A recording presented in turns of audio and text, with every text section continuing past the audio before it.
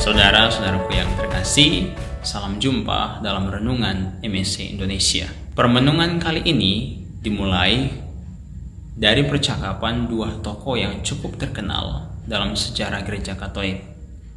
Dua tokoh ini yakni Tuhan Yesus dan Petrus.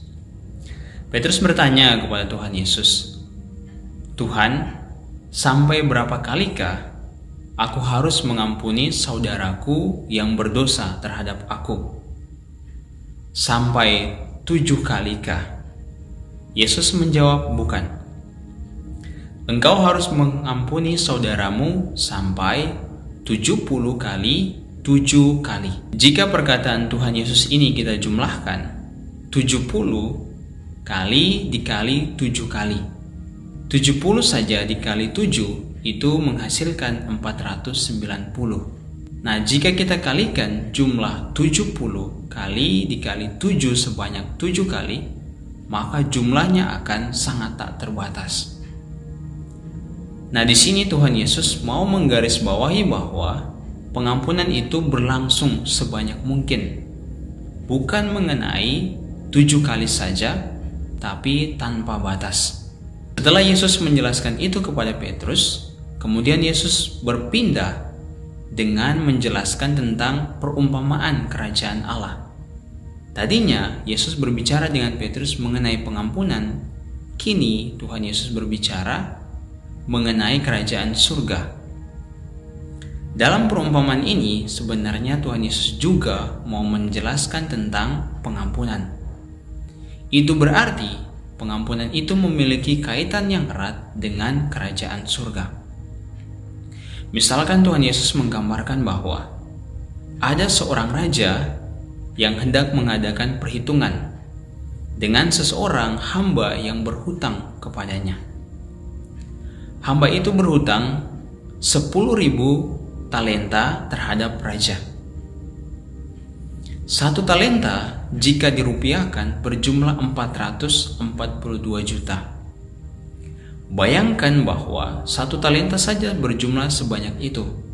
Apalah 10.000 talenta jika kita rupiahkan, maka jumlahnya sangat besar. Karena keadaan itu, kemudian sang hamba merasa tidak sanggup membayar hutang yang sedemikian banyak. Berhadapan dengan realitas itu, sang raja kemudian mengambil sikap, yakni menjual hamba itu, istrinya, anaknya, dan juga semua hartanya untuk melunasi hutangnya yang 10.000 talenta. Perhatikan bahwa hutang 10.000 talenta hendak ditukarkan dengan hamba, istri, anak, beserta seluruh harta miliknya. Harta yang banyak, nyawa 3 orang, dibandingkan dengan 10.000 talenta hendak ditukarkan oleh sang raja. Berhadapan dengan kenyataan ini, hamba kemudian memohon ampun kepada sang raja. Ia merendahkan diri dan memohon belas kasihan kepada sang raja. Tindakannya merendahkan diri dan memohon belas kasihan melahirkan belas kasihan dari pihak raja. Saudaraku yang terkasih, perhatikan bahwa merendahkan diri, memohon belas kasihan menghasilkan pembebasan. Raja membebaskan seorang hamba yang berlaku demikian.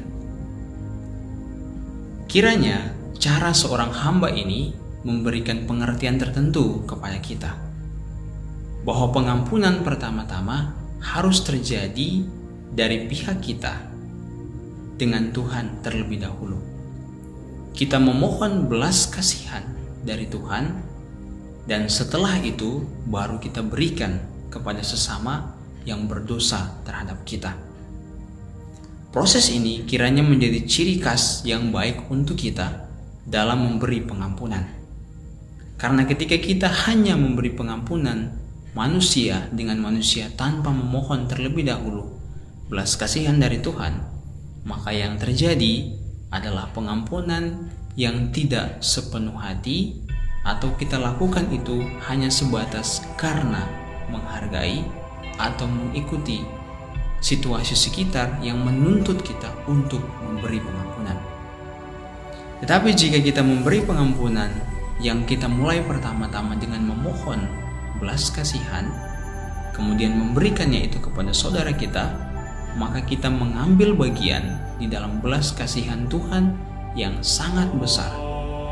Semoga permenungan ini mendatangkan sesuatu yang baik untuk pemikiran kita, hati kita, dan tindakan kita dalam mengampuni. Tuhan memberkati kita.